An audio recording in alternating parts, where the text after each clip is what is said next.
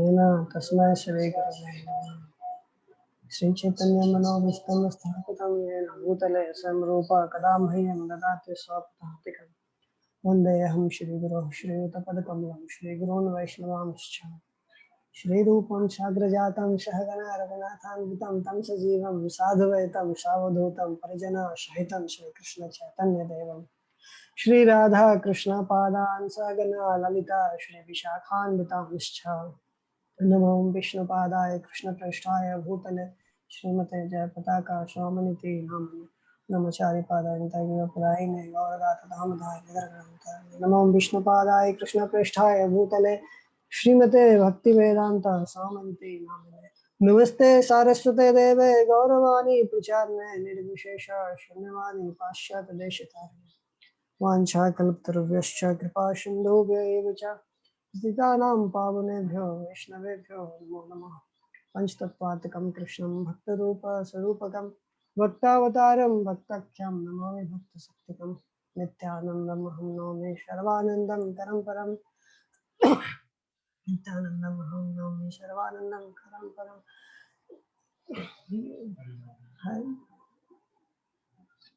श्री कृष्ण चैतन्य प्रभु नित्यानंद श्री अद्वैत गदाधर श्रीवासुदेव गौर भक्तवृंद। हरे कृष्णा कृष्ण कृष्ण हरे हरे हरे राम राम राम हरे हरे। नमो भगवते वासुदेवाय।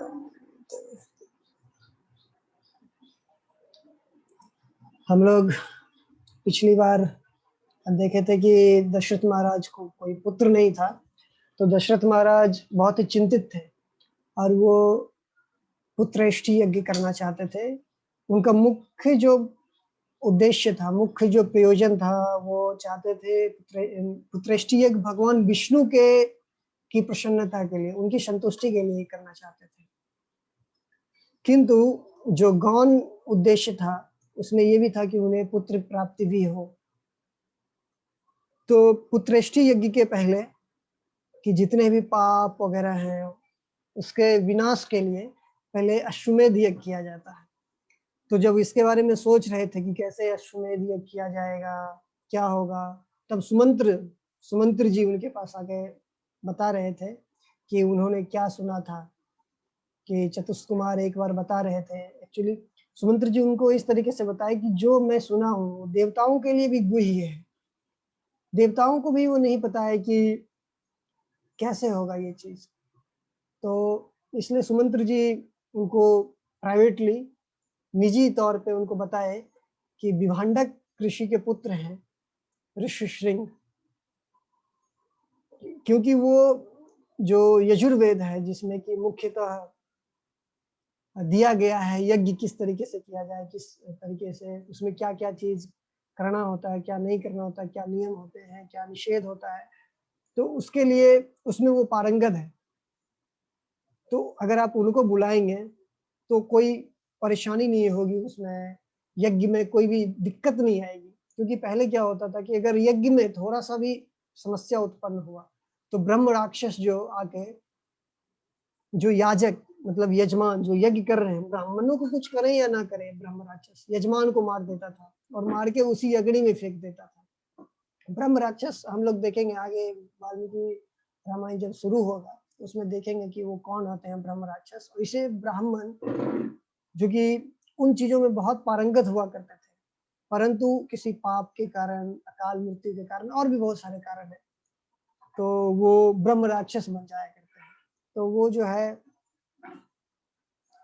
जो यजमान हुआ करते हैं उनको उसी अग्नि में फेंक दिया करते थे। इसलिए हर राजा जो है उसमें अश्वमेध यज्ञ नहीं करता था। जिनके पास सामर्थ्य होता था, जिनके पास ऐसे ब्राह्मणों के पास जाने की, ब्राह्मणों को लाने की योग्यता होती थी कि उनके कहने से वो ऐसे ब्राह्मण आ जाएंगे, वही लोग अश्वमेध यज्ञ किया करते थे। तो अश्वमेध यज्ञ से क्या होता था कि जितने भी पाप हैं वो सब नाश हो जाते थे, कि जो इम्पेडिमेंट्स आएंगे आगे पुत्रेष्टि यज्ञ में और या किसी और चीज के लिए, वो सब समाप्त हो जाएंगे। तो सुमंत्र जी उनको बताए थे कि आपको ऋषिशृंग को लाना पड़ेगा।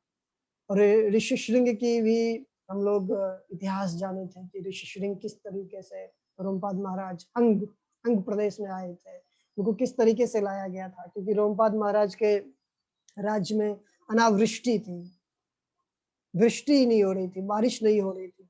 उससे बहुत परेशान रहते थे वो और उनके प्रजागण, बहुत परेशान रहते थे।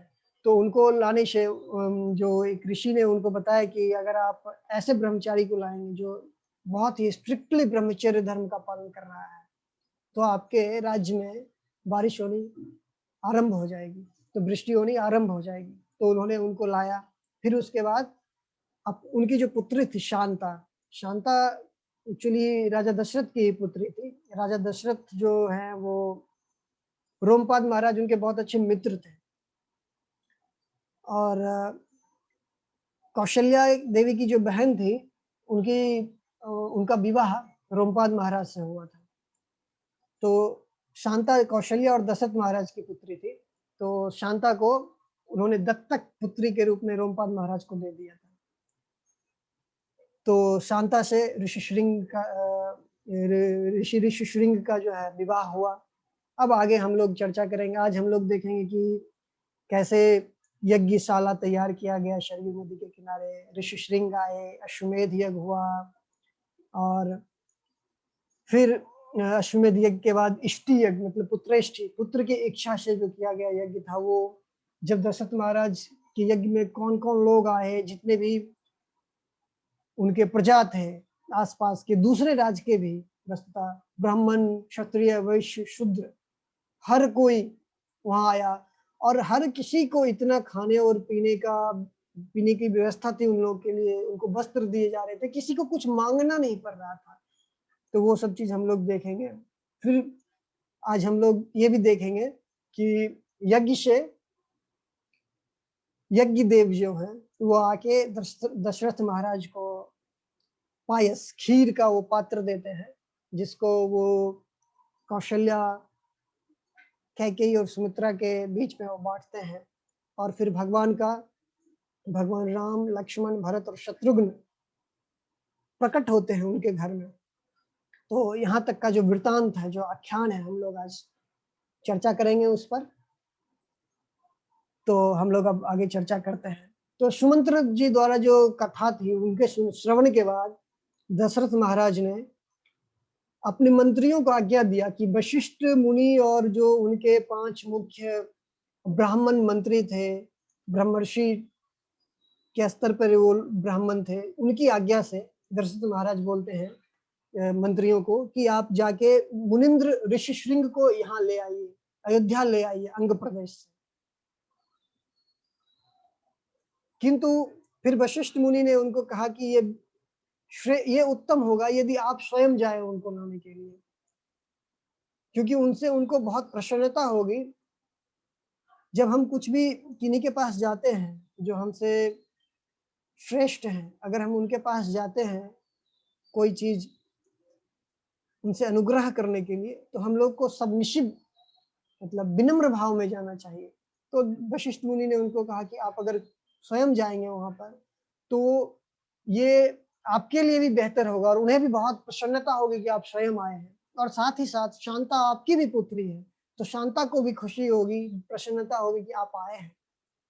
तो इसलिए अगर वो ना भी आना चाहे तो शांता अगर उनको बोलेगी तो वो आ जाएंगे। तो दशरथ महाराज स्वयं वहां पे गए। उनको लाने के बाद जब ऋषिशृंग अयोध्या आ गए, तब उनके कस्टडी में उनके कहे अनुसार सरयू नदी के उत्तरी तट पर उनको दीक्षा दिया गया यज्ञ के लिए। और जो अश्वमेध यज्ञ का जो अश्व था, जो घोड़ा था, उसका पूजा पाठ वगैरह जितने भी अनुष्ठान थे, ये सब करके यज्ञ स्थली पे उनको लाके उनको पूज के पृथ्वी की प्रदक्षिणा के लिए छोड़ दिया गया। उसके बाद जब अश्वमेध यज्ञ का जो प्रोसेस है बहुत लंबा है, कहा गया 6 सीजन, हर एक सीजन 2 मंथ का माना जाता है, 2 महीने का। तो 6 सीजन मतलब 12 महीना। तो अश्वमेध यज्ञ हो जिस समय शुरू होगा उससे पहले 12 महीने का बहुत सारा अनुष्ठान होता है और 12 महीने तक बहुत सारा अनुष्ठान करना पड़ता है। तो उसमें बहुत सारे चीज होते हैं। उस समय तो जो राजा लोग थे जो उनके आसपास में या उनके अंदर जितने भी राजा थे, क्योंकि दशरथ महाराज सम्राट थे, तो उनके अंदर जितने भी राजा वगैरह थे, जितने, हर किसी को आमंत्रण दिया गया था। तो वो जितने भी राजा थे, कड़ के रूप में या फिर उपहार के रूप में दशरथ महाराज के लिए बहुत सारे उपहार लाए थे। धन, मोती, सोना, चांदी, बहुत सारे अलग-अलग प्रकार के घोड़े, हाथी, गाय, बहुत सारी चीज़ लाए थे। अन्न, उनकी प्रसन्नता के लिए, दशरथ महाराज की प्रसन्नता के लिए। और जितने भी राजा थे और प्रजा थे, सबके लिए अलग-अलग व्यवस्था किया गया था कि कौन जब आएँगे यज्ञ स्थली पे यज्ञ देखने के लिए, तो क्षत्रियों के लिए एक अलग क्वार्टर बनाया गया था, वो लोग वहाँ पे रहेंगे। ब्राह्मणों के लिए एक अलग क्वार्टर बनाया गया था, वो वहाँ पे रहेंगे। और जितने प्रजा थे, जो मतलब जैसे हम लोग भी यहाँ पे देखते हैं कि वीआईपी गेस्ट के लिए अलग रहता है, फिर उनसे जस्ट छोटा-सा थोड़ा नीचे जो रहते हैं वीआईपी गेस्ट, उनके लिए एक अलग व्यवस्था रहता है, फिर जो जनरल मास रहता है उनके लिए अलग व्यवस्था रहता है। तो उसी प्रकार से अलग-अलग व्यवस्था की हुई थी वहाँ पे, हर लोगों के लिए, और हर प्रजा के लिए अलग डिस्क्रिप्शन है। ऐसा ऐसी व्याख्या है रामायण में कि जो गाँव से जो लोग आए हुए थे ना, उनके उनको रहने के लिए जहाँ पे दिया गया था, उनका रूम जो है पूरा अन्न, मतलब वैराइटीज़ के अन्न से भरे हुए थे, कि वो अगर चाहे तो खुद से भी कुकिंग करके ये कर सकते हैं या फिर हर दिन भोज होता था। बहुत बड़ा फ़ीस्ट होता था हर दिन, तो उसमें भी आके वो प्रसाद ले सकते हैं। और हर किसी के रूम में पेय पदार्थ की व्यवस्था की हुई थी, मतलब जो घड़ा जो होता है उसमें अलग-अलग तरह के पेय पदार्थ, स्वीट, सॉवर, सॉल्टी, अलग-अलग तरह के पेय पदार्थ इतनी इतनी मात्रा में रखे हुए थे, इतनी मात्रा में रखे हुए थे कि लोगों का पेट हमेशा भरा रहता था। कभी वो लोग जो उनके राजा के जो प्रतिनिधिगण थे, उनको जाके उनको बोलना नहीं पड़ता था कि हमको ये चाहिए या वस्त्र, हर कुछ इतनी पर्याप्त मात्रा में थी और इतनी पर्याप्त मात्रा में दी जा रही थी, बिना माँगे हुए दी जा रही थी, कि उन लोगों को कभी कुछ बोलना नहीं पड़ता था। तो यहाँ पे नारायण पंडित जी तुलना करते हैं दशरथ महाराज की, कि देवताओं के कोषाध्यक्ष, कुबेर के समान ऐश्वर्यवान सम्राट दशरथ। ऐसा लग रहा था कि देवता, मतलब कुबेर को कोषागार अध्यक्ष कहा जाता है, मतलब कोषाध्यक्ष कहा जाता है देवताओं का।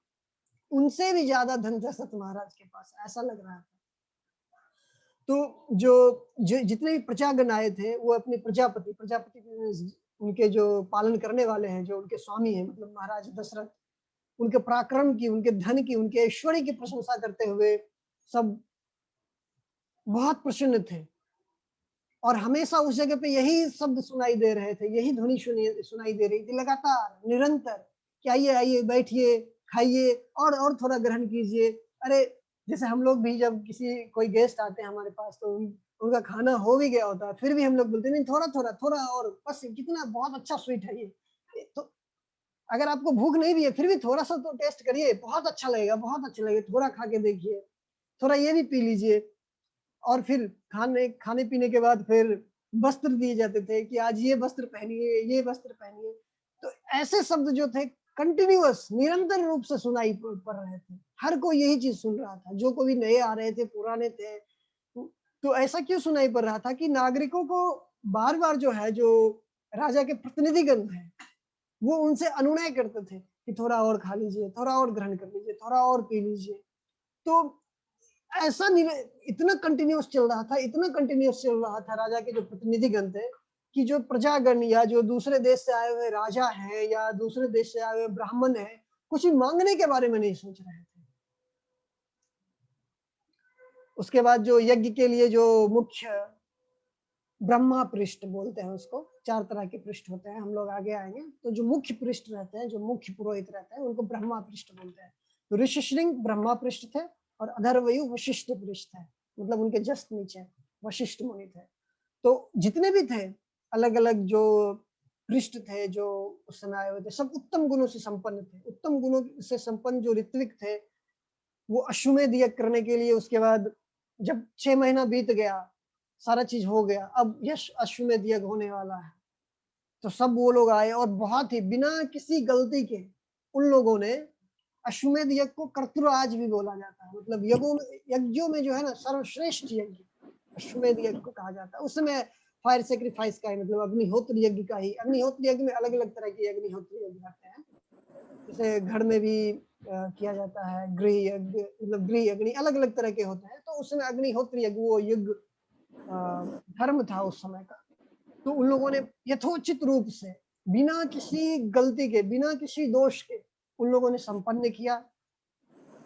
यज्ञ मंत्र, विधि, नियम, उपकरण जितने भी थे, कर्तरी, अग्नि, देश और काल, हमेशा हर चीज के हर समय जिस भी चीज के बारे में चिंतन कर रहे थे, हमेशा भगवान केशव का चिंतन करते हुए उन लोगों ने नियत कर्म, जो यज्ञ का जो नियत कर्म था, जो भी विधि था, जो विधान था, उन सबको बहुत निर्मलता से संपादित किया, बहुत ही निर्मलता से निष्पादित किया, उसको उनको संपन्न किया। संपूर्ण यज्ञ को वस्तुतः इस स्पष्ट समझ के साथ संपादित किया गया था कि हम जो ये यज्ञ कर रहे हैं, दशरथ महाराज और उनके जितने भी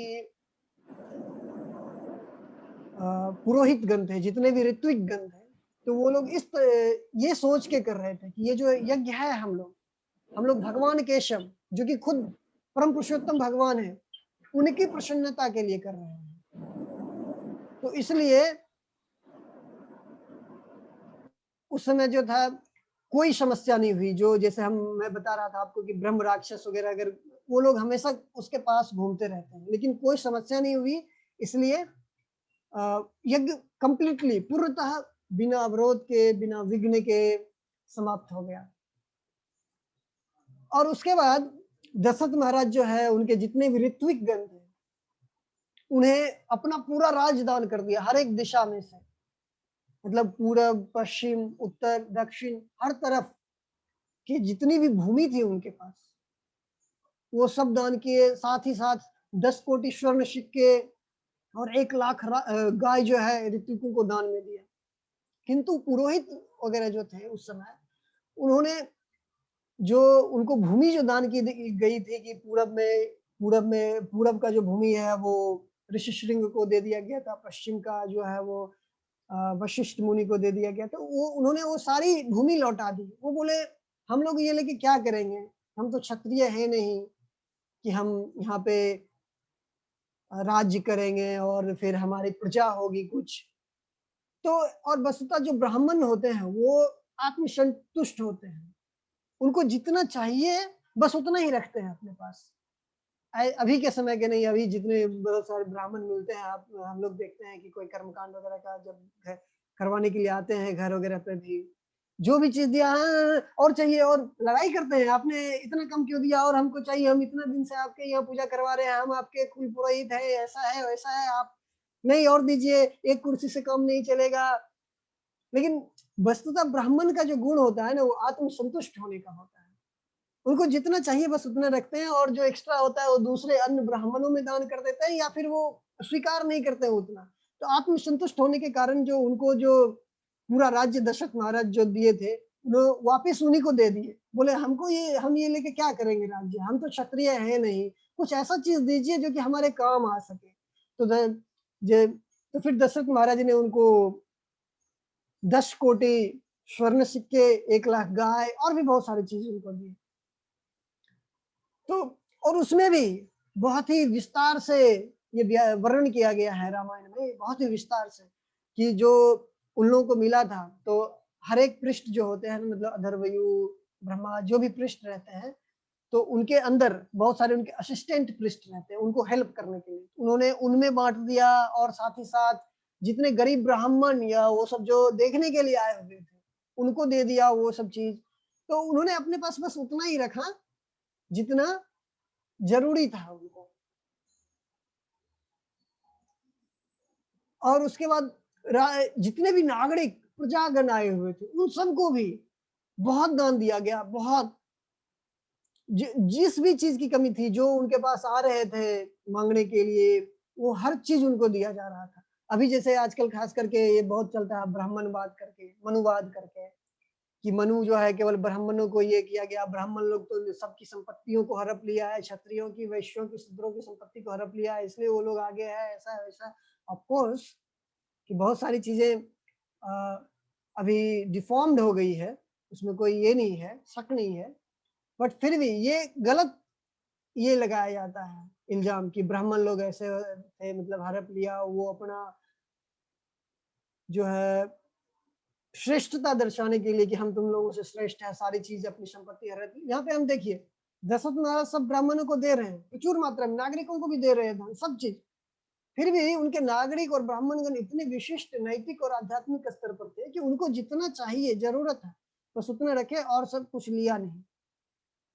और क्वेश्चन है कि ये भी उठ सकता है ना कि भगवान, अभी हम लोग जैसे पहले ही देख लिए कि भगवान राम जो है स्वयं मतलब भगवान है, पर मतलब पुरुषोत्तम भगवान है स्वयं, तो अगर वो समुदाय ऐसा अनैतिक मतलब गैर आध्यात्मिक होता, वो उस तो कहा कैसे उसमें अपीयर होते।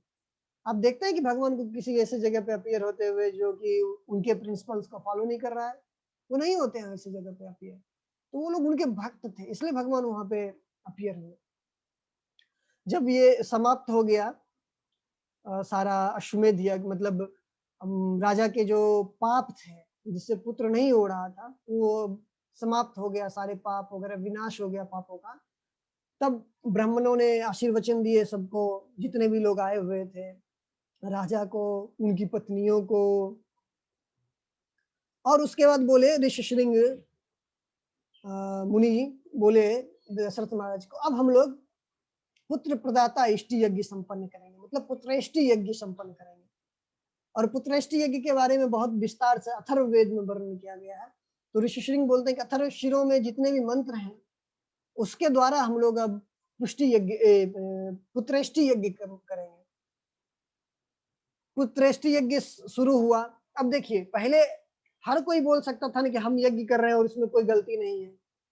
भगवान बुद्ध जो आए उस यहाँ पे जो जैसे पहले बलिदान किया जाता था, अलग अलग यज्ञ के नाम पे बलि चढ़ाई जाती थी, जीव जंतुओं की, पशुओं की जो बलि चढ़ाई जाती थी, उसको क्यों रोके? उसका एक बोनाफाइड मेथड है, कैसे पता चलेगा कि ये यज्ञ जो है संपन्न हो गया, इसमें कोई दिक्कत नहीं रही। तो जब यज्ञ होता था तो उसमें जो उसका अंतिम रिजल्ट मिलना चाहिए, जो फल मिलना चाहिए, और यज्ञ को जैसे यज्ञ में क्या होता है कि अलग अलग देवों को, अलग अलग देवताओं को दिया जाता है आहुति, तो वो लोग वहां पे आके उस यज्ञ में पर्सनली आके हर कोई, वहां पे जितने लोग प्रेजेंट रहते थे, जितने भी लोग, हर कोई देख सकता था देवताओं के, इवन तो अगर भगवान विष्णु भी आते तो उनको भी देख सकता था हर कोई, वहां जितने प्रेजेंट है ब्राह्मण क्षत्रिय वैश्य शूद्र, हर कोई उनका दर्शन, साक्षात दर्शन कर पाता था। तभी इसलिए मतलब ये चीज माना जाता था कि हाँ ये यज्ञ संपन्न हुआ। अगर ऐसा नहीं हो रहा है तो उस यज्ञ को संपन्न, उस यज्ञ को पूर्ण नहीं माना जाता था, वो यज्ञ पूर्ण नहीं हुआ।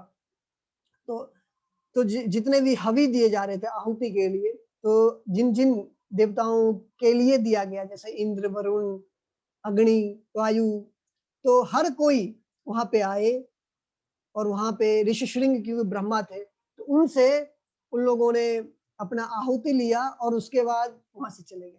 तो हर कोई देख सकता था कि ऋषिशृंग जो मंत्र बोल रहे हैं उनमें इतनी शक्ति है कि देवतागण यहाँ पे आके अपना आहुति ग्रहण कर रहे हैं।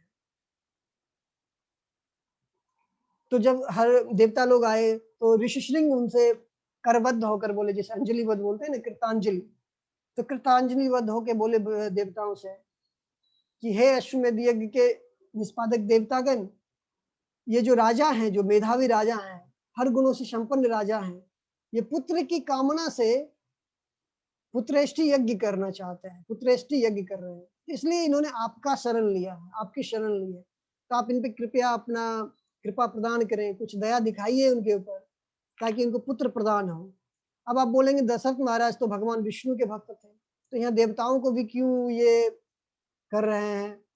तो हम लोग कृष्ण बुक में भी, प्रभुपाद जी लिखते हैं कृष्ण बुक में कि देखते हैं कि जो गोपी लोग थी वो भी समथिंग कुछ पर्टिकुलर पर्पस के लिए दुर्गा देवी की पूजा कर रही थी।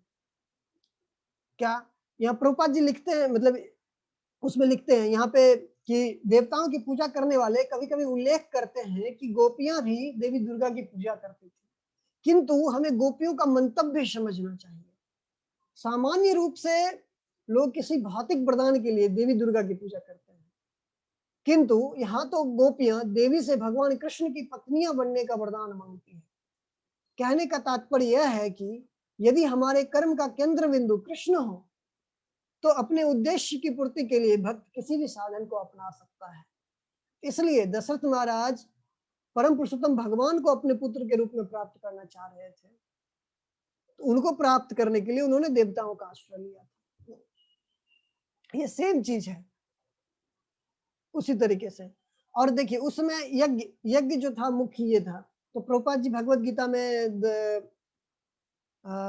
10वें अध्याय के 4 और 5वें श्लोक के तात्पर्य में लिखते हैं कि जब यज्ञ होता है तो उस समय क्या किया जाना चाहिए, क्षत्रियों को क्या किया जाना चाहिए। प्रभुपाद जी लिखते हैं वेदों के अनुसार ब्राह्मणों को दान दिया जाना चाहिए।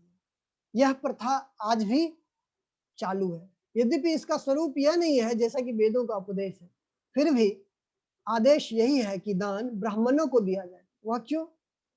क्योंकि वे आध्यात्मिक ज्ञान के अनुशीलन में लगे रहते हैं और ब्राह्मण से यह आशा की जाती है कि सारा जीवन वह ब्रह्म जिज्ञासा में अपना रत कर दे। ब्रह्म जानाति ब्राह्मणः, जो ब्रह्म को जाने वही ब्राह्मण है। इसलिए दान ब्राह्मणों को दिया जाता है क्योंकि वो सदैव आध्यात्मिक कार्य में रत रहते हैं और उन्हें जीविकोपार्जन के लिए समय नहीं मिल पाता है। तो जब तपस्वी मुनि ऋषि श्रृंग द्वारा राजा के लिए इस प्रकार याचना किया गया, तब देवतागण राजा को आशीर्वाद देकर वो लोग सत्य लोक को प्रस्थान कर गए। सत्य लोक मतलब ब्रह्मा जी का ये लोग जो है उसके बारे में भी बात किया है। और वहां ब्रह्मा जी से वो लोग ब्रह्मा जी क्षीर सागर के पास जाएंगे। उसके बाद जगत सृष्टा ब्रह्मा को नमस्कार कर सारे जो देवता हैं कृतांजलिबद्ध होकर विनय पूर्वक कहते हैं उनको, ब्रह्मा जी को, कि हे नाथ, 2 राक्षसों द्वारा जो ये तीनों लोग हैं वो आक्रांत हो गया है और हम सब आप ही के प्रजा हैं। आप ही ने हमको यहाँ पे हमारी सृष्टि की है, तो आप हमारी रक्षा कीजिए। विश्रवा के 2 शक्तिशाली पुत्र जो हैं वो कठिन तपस्या कर अपितु आप ही से वरदान प्राप्त किया था कि वो सभी प्राणियों पर अजय हो, कोई भी प्राणी उसको पराजित नहीं कर पाए।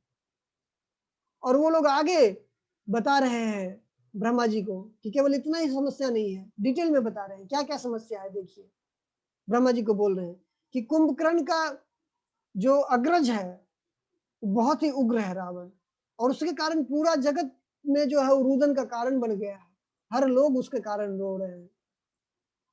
और जो दशानन है उसके तो 10 सिर है, और केवल उसके 10 सिर ही नहीं है, वो 10 दिशाओं को बहुत ही सहजता से जीत लिया। 10 दिशाओं को जीतने का मतलब हर एक दिशा के अपने एक अधिष्ठाता देव रहते हैं, विग्रह रहते हैं अधिष्ठाता हर एक दिशा में। जैसे हमारे बॉडीली पार्ट्स जो है, हमारे जो शरीर है उसके भी हर एक पार्ट के, जैसे पेट के मित्रदेव हुए, स्वास्थ्य आंख के जो है सूर्य और चंद्र हैं, तो हर एक चीज को कंट्रोलिंग, हर एक चीज का जो कंट्रोलिंग डीडी होता है अधिष्ठाता देव जो है, तो जो 10 दिशाओं के जो अधिष्ठाता देव उसको भी जीत लिया है और अपने मूसल समान 20 हाथों से उस शरारती राक्षस में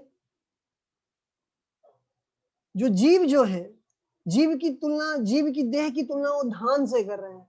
अगर जैसे कि अगर मूसल, धान पे अगर मूसल, जैसे हम लोग देखते हैं पहले जो गांव में रहे हैं अभी भी देखते होंगे कि ओखली होता है और उसमें मूसल से मारते हैं धान वगैरह को।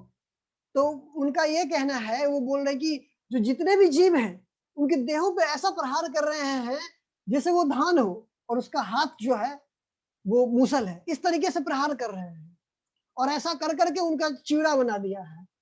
वो लोग इसी तरीके से प्रार्थना कर रहे हैं ब्रह्मा जी के पास और बोल रहे हैं उसके बाद उसको मारने के बाद जो है वो अपने राक्षसों को, जो असुर गण है उन सबको खिला देता है और बोले कि वो इस तरीके से स्वच्छंदता पूर्वक भ्रमण कर रहा है देवों, उपदेवों, ब्राह्मणों, क्षत्रियों, अभी तो सभी की हत्या कर और सभी को प्रताड़ना देकर सभी पर अत्याचार कर, ऐसे स्वच्छंदता पूर्वक भ्रमण कर रहा है जैसे सिंह जो है मृग की हत्या कर स्वच्छंदता पूर्वक भ्रमण करता है। और वो जो क्रूर है इस भुवन मंडल में जिस किसी भी अत्यंत आकर्षक कोश, ये जीव, स्त्री वगैरह देखता है, सबको लंका लेके चला जाता है। वो नृशंस है, वो नृशंस हत्या करता है, सुसज्जित स्त्री रत्न को देखते ही चुरा लेता है।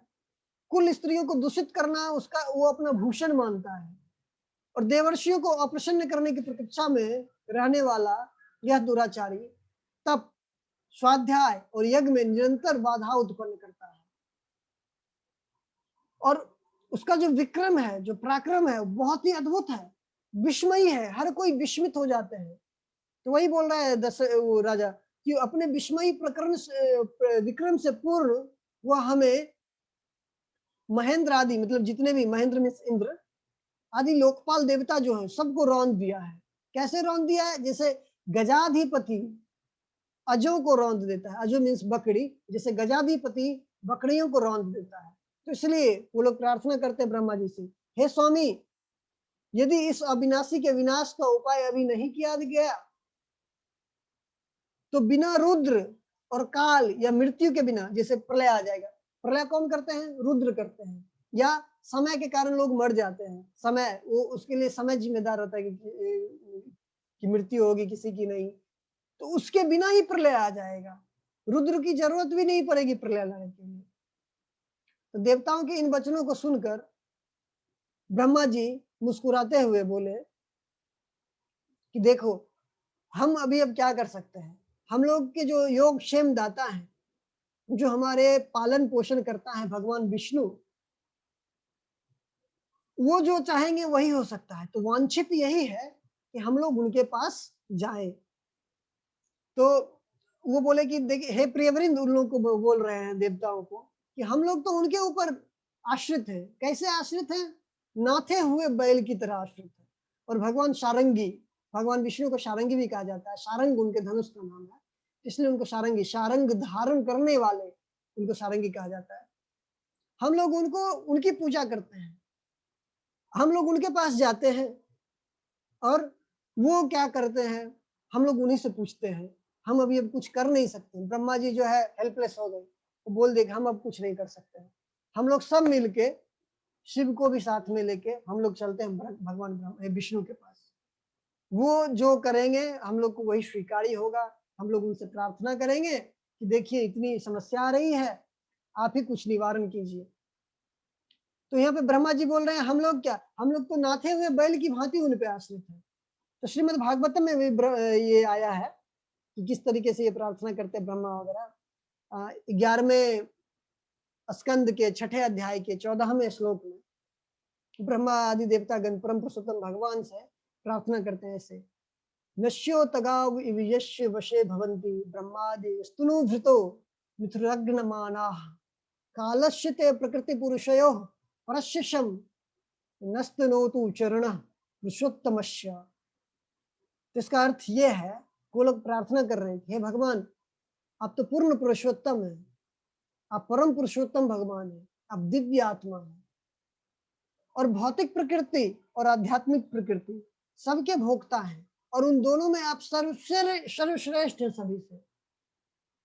तो आपके चरण कमल का हम लोग आश्रय ग्रहण कर रहे हैं, उस आश्रय के कारण हमें दिव्य आनंद प्रदान करें। हम लोग जितने भी हैं, जो ब्रह्मा शिव जो भी है, वो तो हम सभी देहधारी जीव हैं और आपके काल के बस में एक दूसरे से लड़ते झगड़ते रहते हैं।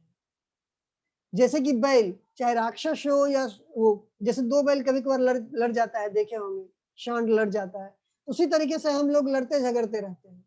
भले हमारे नाक में जो है वो रस्सी डाल दिया गया, नाथ दिया गया है, फिर भी हम लोग लड़ते झगड़ते रहते हैं। इस संदर्भ में इसी श्लोक पर श्रीधर स्वामी कमेंट्री दिए हैं, तो उसमें श्रीधर स्वामी बोल रहे हैं, ननु युद्धे देवशुर आदयः परस्परम जयंती जयंते च किम हम तत्र एतत् आहु नाश इति। मतलब ननु युद्धे, युद्ध में, ना युद्ध में देव असुर आदय, देव और असुर वगैरह जो हैं, जितने भी देव और असुर हैं, जयंती अजयंती, मतलब वो उनके बीच में हमेशा युद्ध चलते रहता है। तो कभी एक पक्ष की जीत होती है, जयंती और जयंती, तो कभी एक पक्ष की जीत होती है और कभी एक पक्ष की हार। तब वो आगे लिख रहे हैं, तो कोई ये भी दलील दे सकता है कि इसमें भगवान का कोई वास्ता नहीं है, क्योंकि एक दूसरे से लड़ते रहते हैं। तो बोल रहे ननु, नहीं नहीं ऐसा नहीं है। वो बोल रहे हैं मिथुरी मिथुरिर्मथो अद्रिमाना युद्धादिभि पीड्यमाना ब्रह्मादयो अपि यस्य तव वशे भवन्ति। कि भले ही वो जीव जो है एक दूसरे से लड़ते रहते हैं, किंतु युद्धादि भी, युद्ध में भी ये जो है हर कोई युद्धादि भी पीड्यमाना, जो पीड़ित है जो पीड़ित नहीं है, ब्रह्म आदयो अपि, ब्रह्मा आदि जो देवता है, यश उनका जो है तब वशे, उन्हीं के बस में भवंती रहते हैं। ना तू, नहीं ऐसा नहीं है, जय पराजय वे स्वतंत्र, ऐसा नहीं है कि वो उनकी जो जीत जय और जो पराजय हो रहा है वो स्वतंत्र है, नहीं ऐसा नहीं है। और आगे शिल प्रभुपाद के जो शिष्यगण उस पर कमेंट्री, प्रभुपाद ने 10वें स्कंद तक लिखा है, तो प्रभुपाद के शिष्यगण जो उस पर कमेंट्री दिए हैं वो लोग आगे समुचित तौर पर उन्होंने टिप्पणी की है, बहुत ही अच्छे तरीके से उन्होंने भी टिप्पणी की है कि यद्यपि बैल अत्यंत शक्तिशाली होता है, फिर भी उसकी विधि ना, मतलब उसके नाक में जो है उसको नाथा जाता है, रस्सी डालकर उसको आसानी से बस में किया जा सकता है। इसी तरीके से जो बड़े बड़े राजनीतिज्ञ हैं, विद्वान हैं, देवता हैं, सबके सब जो सर्वशक्तिमान ईश्वर हैं, परमेश्वर हैं, उनके द्वारा असहाय परिस्थिति में डाले जा सकते हैं। हर कोई उन्हीं के कंट्रोल में है, लगे या ना लगे, हर कोई उन्हीं के कंट्रोल में है। तो इतना बोलने के बाद जो पद्मा ब्रह्मा है, जो कंज संभव ब्रह्मा है, मतलब कमल से उत्पन्न होने वाले, जन्म लेने वाले ब्रह्मा है, शिव आदि देवताओं के साथ सबके सब क्षीर सागर के तट पर गए वहां पर। और जो अमृतपान किए हुए देवता गए, फिर भी उनको इतना डर लग रहा है। तो वही नारायण पंडित बहुत ही अच्छे से लिख रहे हैं, मैं उसका जस्ट अभी मीनिंग पढ़ूंगा।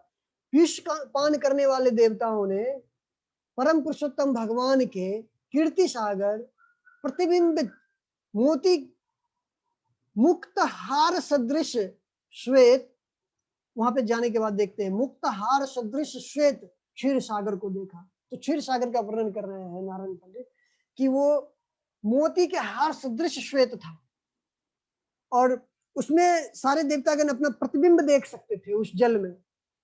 वो लोग जब वहां पे गए, और जो भगवान मुरारी की जो नगरी थी ना, वो मोती धाराओं से दीप्तिमान और दुर्ग के प्राचीर सदृश उच्च लहरों से सुशोभित था।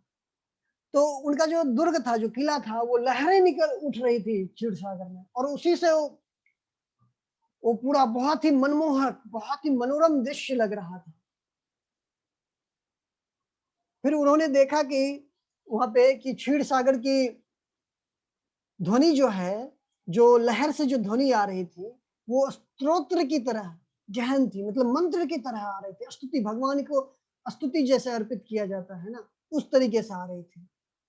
तब आंतरिक रूप से कौतूहलतावश उत्तेजित जो वो क्षीर सागर थे, ऐसे मतलब नृत्य कर रहे थे मानो भक्तानुरागी भगवान के समक्ष वो महानृत्य कर रहे हो, जैसे हम लोग भी भगवान के समक्ष आते हैं तो नृत्य करते हैं। तो सागर भी इसी उत्साह में भगवान की सेवा के लिए ऐसे, मतलब ऐसे आवाज और मंत्रों का उच्चारण, ऐसा लग रहा था कि वो भी सागर नृत्य कर रहा हो। तो उसके बाद जब ब्रह्मा जी, पद्मज ब्रह्मा जो है शिव आदि देवतागण के साथ इसके तट पर आकर तुष्ट मन से विपुल कृति वाले, मतलब विष्ट श्रवस पुरुषोत्तम भगवान का गुणगान किए सर्वप्रथम, और उसके बाद नागेंद्र शैया, मतलब अनंत शेष पर जो सोने वाले हैं भगवान, उनको बोलते हैं, उनको नमस्कार किए। फिर ऐसे वो इस तरीके से प्रार्थना करते हैं, नागेंद्र सैया को हमारा नमस्कार, नाना विलास करने वाले को हमारा नमस्कार, जिसका ना आदि है ना अंत है और ना ही मध्य, उन्हें हमारा नमस्कार। भगवान नारायण को हमारा नमस्कार। हे स्वामी, यह कितना अद्भुत है कि अकेले आप ही ब्रह्मांड के प्रलय, उत्पत्ति, पालन, संरक्षण, ज्ञान, मोह आदि के कारण है। साथ ही साथ जितने भी जीव हैं, उन सभी जीवों के कर्म फल के अनुसार पुनर्जन्म और योगी जीवों की मुक्ति के कारण भी आप ही हैं। एक एक करके समूहों में आपके अनंत गुणों का निरंतर वर्णन करने के बावजूद भी हम आपकी महिमा की समाप्ति तक नहीं पहुंच सकते हैं। अनंत से स्वयं बोल रहे हैं कि अगर हम इतने हजारों अपने मुख से भगवान की ग्लोरिफिकेशन करें, उनकी महिमा का वर्णन करें, फिर भी हम समाप्त मतलब हम पूरा नहीं कर सकते। तो वो फिर आगे बिना अपनी इच्छा बताए हुए बोल रहे थे, दूसरों के लिए कैसे संभव है कि हे भगवान, जब तक रावण नामक अग्नि ब्रह्मांड को जला नहीं देती, तो दूसरों के द्वारा कैसे संभव है कि आप रोक सकते हैं, मतलब आपके बिना और कौन रोक सकता है उसको। कृपया आप दशरथ के पुत्रत्व को स्वीकार करके अपनी वीरता के वर्धित सागर द्वारा उस अग्नि को नष्ट करें और शरणागत भक्तों को विपत्तियों से मुक्त करें। तो रावण की आक्रांत से स्वयं को बचाने के लिए सारे देवतागण जो है भगवान नारायण से निवेदन कर रहे हैं। अभी सर्वप्रथम विनम्रता पूर्वक उनकी महिमा का वर्णन किए, उसके बाद उनके सामने अपनी बात रख रहे हैं। हम लोग सुनते भी हैं और श्रीमद् भागवतम में प्रभुपाद जी लिखते हैं, पहला स्कंद के 7वें अध्याय के 26वें श्लोक के तात्पर्य में लिखते हैं कि प्रार्थना इसी तरीके से की जानी चाहिए। कैसे? अगर हमें कुछ रखनी भी है भगवान के सामने बात, तो सर्वप्रथम हम विनम्रता पूर्वक जाके भगवान का ग्लोरिफिकेशन करेंगे। हम अपना जो है मतलब ये बताएंगे कि हम कितने इनकैपेबल हैं, हम कुछ नहीं कर सकते हैं, और उसके बाद हम अपनी बात रखेंगे भगवान के सामने। तो वो लिखते हैं श्रील प्रभुपाद कि पुरुषोत्तम भगवान के सामने जो भी बात रखी जाए उसे सादर प्रार्थना के बाद विनम्रता पूर्वक रखनी चाहिए, और यही प्रमाणिक विधि है। और देवता जो ये इस तरीके से प्रार्थना किए, वो महाभारत तात्पर्य निर्णय में ये वृत्तांत है। मध्वाचार्य स्वयं ये लिख रहे हैं महाभारत तात्पर्य निर्णय। महाभारत तात्पर्य निर्णय भी क्यों लिखे, वो भी व्यासदेव से जब वो मिले थे, व्यासदेव से मध्वाचार्य, तो व्यासदेव ने उनको बोला था कि महाभारत में बहुत सारा इंटरपोलेशन हो गया है, पाठांतर लोग इधर उधर अपने मन से जोड़ दिए हैं, तो हर कोई ऐसा कर नहीं सकता है कि मतलब महाभारत को पुनः लिखा जाए। तो इसलिए उनको आदेश दिए कि तुम एक निर्णायक महाभारत के ऊपर एक निर्णायक शास्त्र लिखो। तो इसलिए मध्वाचार्य ने महाभारत तात्पर्य निर्णय लिखा 5 भाग में। तो महाभारत तात्पर्य निर्णय में है, उन्होंने वो दिया कि क्षीर सागर का उन्होंने पूरे अच्छे से वर्णन किया है उसमें। उसके बाद नमस्कार करने वाले जितने भी देवता थे विनम्रता पूर्वक जब भगवान के पास आए, तो उनके जो प्रार्थना से भगवान प्रसन्न हुए और उगते सूरज की भांति एकदम दीप्तिमान पीतांबर धारण किए हुए और बहुत ही आकर्षक रूप से आभूषित अपने कौस्तुभ मणि के से अलंकृत होकर वो मोहक रूप में पुराण मूर्ति के रूप में भगवान उनके समक्ष प्रकट हुए। तो आप बोलेंगे कि पिछली क्लास में मैं बताया था कि जब यज्ञ चल रहा था दशरथ महाराज का, तो जब ब्रह्मा आदि देवतागण वहां पे आए थे, तो वो बोल रहे थे कि वो लोग बस सोच ही रहे थे, उसी समय भगवान विष्णु प्रकट हो गए। और यहाँ पे हम बता रहे हैं कि उन लोगों को जाना पड़ा क्षीर सागर।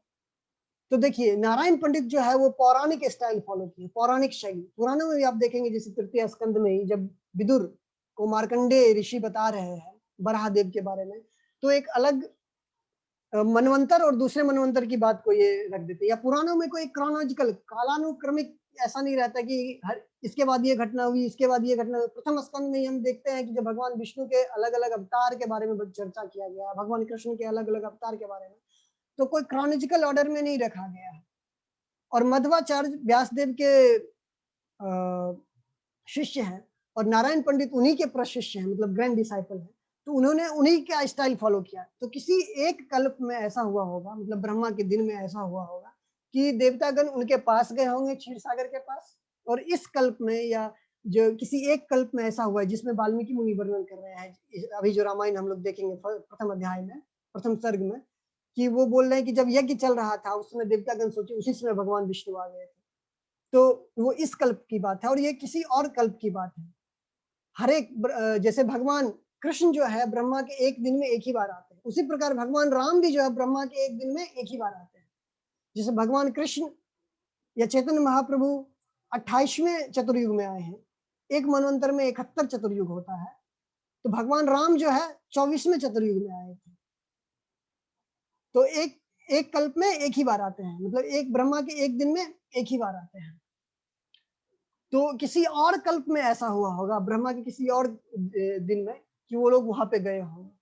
ठीक है, अब इस प्रकार से अपनी मंद मुस्कान जो थी उनकी, जो उससे सुशोभित, मतलब ऐसा चांदनी की तरफ। अब देवतागण बहुत प्रसन्न हो गए और उसके बाद वो लोग मुस्कुराने लगे। तो अपनी मंद मुस्कान की चांदनी से देवताओं को, वो लोग भी प्रसन्न हुए। अब भगवान, क्योंकि भगवान हमेशा स्मित मुख रहते हैं, मतलब हमेशा मुस्कुराते हुए रहते हैं। तो नारायण पंडित बहुत ही बेहतरीन लिख रहे हैं संस्कृत में, मैं बस उसका अनुवाद कर रहा हूँ। अपनी मंद मुस्कान की चांदनी से देवताओं को आनंदित करते हुए मेघ के गर्जन सदृश गंभीर स्वर में भगवान हरि ने उनके भय का पूर्णतः निवारण कर दिया। वो बोलते हैं, भगवान विष्णु बोलते हैं, भगवान हरि बोलते हैं देवताओं को कि हे निर्जर। निर्जर, निर्जर मीन्स जो जरा से परे है। हम लोग जब जब जैसे जैसे एसेंड होता है ये वर्ल्ड, मर्त लोक से ऊपर, स्वर्ग लोक उससे ऊपर, तो क्या होता है कि वहां पे समस्याएं हमेशा रहती हैं, लेकिन समस्याएं कम होती जाती हैं। स्वर्ग लोक में इतनी जो जैसे हम लोग जितने इतने ग्रॉस और सटल इलनेस, जो डिजीज है उससे जो ग्रसित रहते हैं, जो व्याधि है जो, उससे वो लोग नहीं रहते परेशान। तो अब उनको बोलते हैं हे मतलब उनको बोल रहे हैं कि हे बिज्वर हो जाओ। बिज्वर, ज्वर मीन्स हम लोग जैसे यहाँ पे देखते हैं बुखार, तो बिज्वर मीन्स होता है चिंता भी होता है, दुख भी होता है। तो सॉरी, ज्वर मीन्स, तो बिज्वर, बिज्वर मीन्स मुक्त हो जाओ इनसे।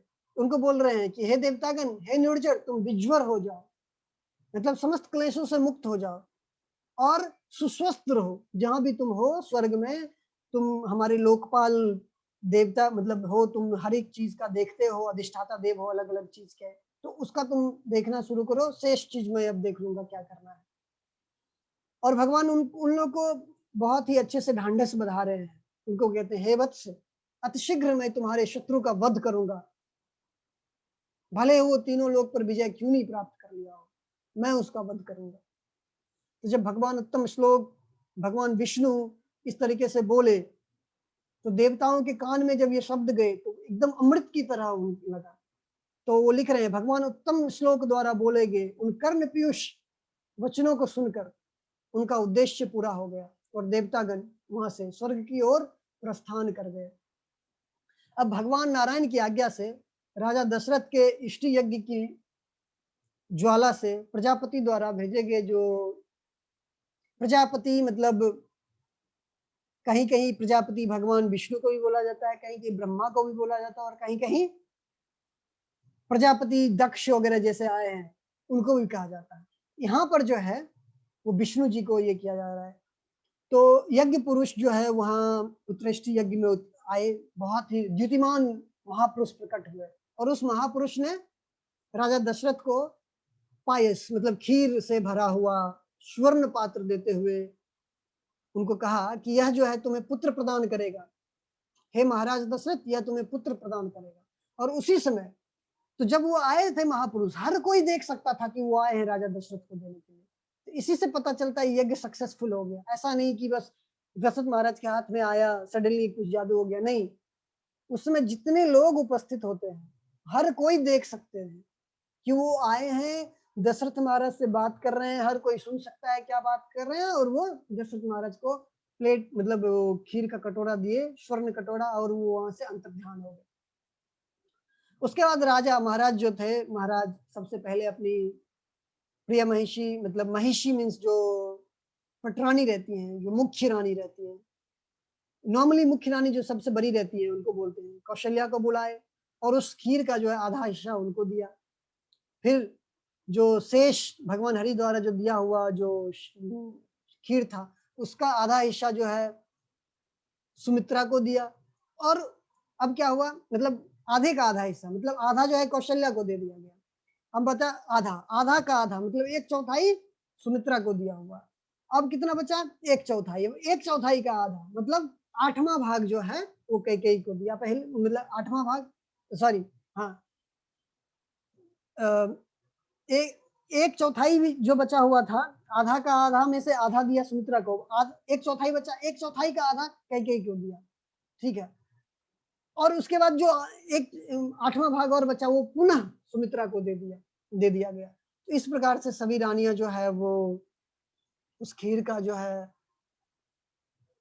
उस खीर को खाए और उसके बाद उनके गर्भ में जो है उस खीर से सभी के गर्भ में, क्योंकि कौशल्या सबसे पहले खाई थी तो कौशल्या का जन्म हुआ और कौशल्या के बाद कैकेयी खाई थी, क्योंकि देखिए आधा आधा बट के जो जा रहा था खीर, तो सुमित्रा को जब तक पूरा मिला नहीं था तब तक सुमित्रा खाई नहीं थी।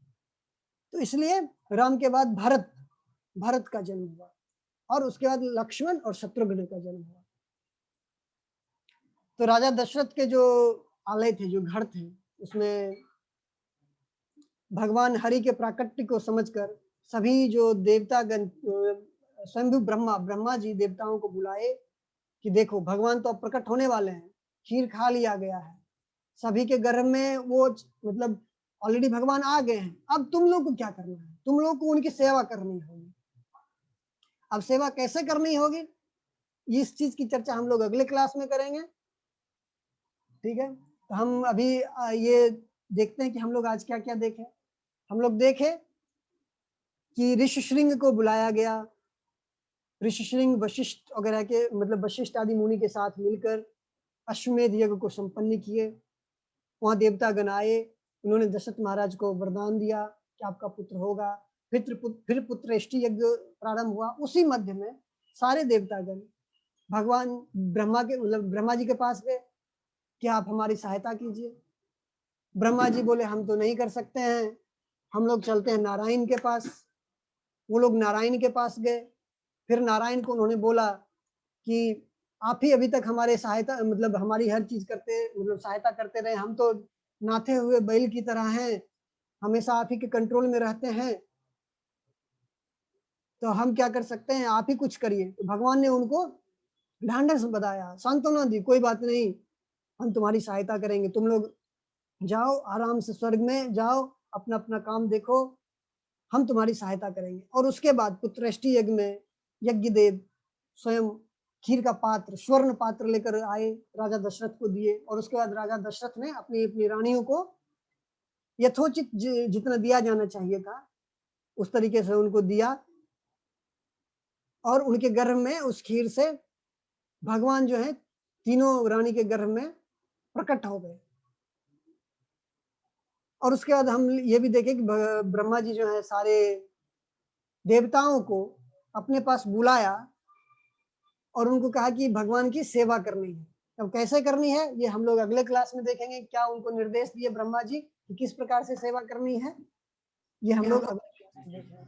अगर किसी कोई क्वेश्चन वगैरह है कुछ तो Hare Krishna. हाँ बोलिए। Really, like you said, if you want to, like Sir Krishna, we can ask demigods also, like something, like हाँ we can, and हाँ बोलिए। like, so prove like in Bhagavatam, also, Lord mentions that Takama Sarva Kamava, like Moksha Kama, that is like anyone has any desire, whatever desire, no one desire, he can worship him like that. So how can we understand that? देखिए देवता वो किस समय है होता है, जैसे दशरथ महाराज जब देवताओं की को क्यों हो रहा है, दशरथ महाराज या गोपी वो लोग देवताओं की पूजा कर रहे हैं, भगवान के लिए गोपियां पूजा कर रही थी दुर्गा देवी की कि भगवान हमारे पति हैं, या दशरथ महाराज पूजा किए कि भगवान खुद उनके पुत्र के रूप में आ रहे हैं। बट नॉर्मली हम लोग को बहुत ही केयरफुल रहना चाहिए कि ऐसा हो सकता है कि हम इस मोटिव से जा रहे हैं देवता के पास, हम ये सोच के जा रहे हैं कि हम देवता से भगवान के लिए प्रार्थना करेंगे, लेकिन वो जो है धीरे धीरे, क्योंकि हम लोग अगर उस स्तर पर नहीं है अभी, तो धीरे धीरे वो मोटिव धीरे धीरे खिसकता चला जाएगा। फिर हम अपने लिए अरे ये चीज फुलफिल हो रहा है, मतलब ये भी फुलफिल हो जाएगा तो हमारे लिए भी, हम अपने लिए भी कुछ क्यों नहीं मांग लें। तो इस तरीके से नहीं, जैसे हम लोग भी अभी अगर जैसे कोई देवता के मंदिर से अगर गुजर रहे हैं आसपास में, तो हम लोग क्या करते हैं, उनको ऑब्शंस पे करते हैं और उनसे क्या प्रार्थना करते हैं। जैसे सिर्फ हर एक जब भी हम लोग धाम जाते हैं तो धाम के रक्षक के रूप में भगवान शिव रहते हैं वहां पे, तो उनसे हम लोग क्या उनको कैसे करते हैं, वांछा कल्पतरुभ्यश्च, उस तरीके से प्रार्थना करते हैं। और क्या प्रार्थना करते हैं, भगवान की भक्ति के लिए प्रार्थना करते हैं। तो इसलिए सुखदेव गोस्वामी जब बता रहे हैं भागवतम में कि अगर सर्वकामी भी है, हम लोग मोक्ष कामी है, जो कुछ भी है, तो बेटर यही है कि हम लोग डायरेक्टली भगवान से ही प्रार्थना करें। देवतागण के भी पास कहाँ से वो पावर आता है? भगवत गीता में देखते हैं, कहाँ से वो पावर आता है? भगवान ही उनको वो पावर देता है। तो बेटर है ना कि जो डायरेक्ट सोर्स है, डायरेक्ट उन्हीं से हम लोग प्रार्थना करें। और जब उस स्तर पे जैसे दशरथ महाराज या गोपियाँ, वो लोग उस जगह पे थे कि भगवान को पाने के लिए वो देव उनकी अपनी पहली बात तो उनकी कोई अपनी इच्छा मतलब अपना उनका इंद्रिय तृप्ति नहीं करना था कुछ, कि हमको अच्छा पत्नी चाहिए, खूब धन चाहिए या जो कुछ भी चाहिए, उस चीज़ के लिए वो प्रार्थना नहीं कर रहे थे। वो चाह रहे थे कि भगवान हमको मिले, इस चीज़ के लिए प्रार्थना कर रहे थे। हम लोग भी जब जाते हैं किसी भी डेमिगॉड्स के मंदिर वगैरह से जब गुजरते हैं, तो इसी तरीके से प्रार्थना करते हैं, उनको भगवान के किंकर के रूप में उनको हम लोग देखते हैं, उनसे प्रार्थना करते हैं कि आप भी हमको भक्ति दीजिए, उसी तरीके से करते हैं। बट बेटर है कि हमेशा जो कुछ भी हो, हम लोग भगवान के ही पास जाए, वो बेटर है। Thank you. हरे कृष्णा। हरे कृष्णा। बहुत बहुत धन्यवाद आप लोगों का। हरे कृष्णा कृष्ण कृष्ण हरे हरे, हरे राम श्री रामचंद्र भगवान की जय। जय जय परमात्मा महाप्रभु की जय।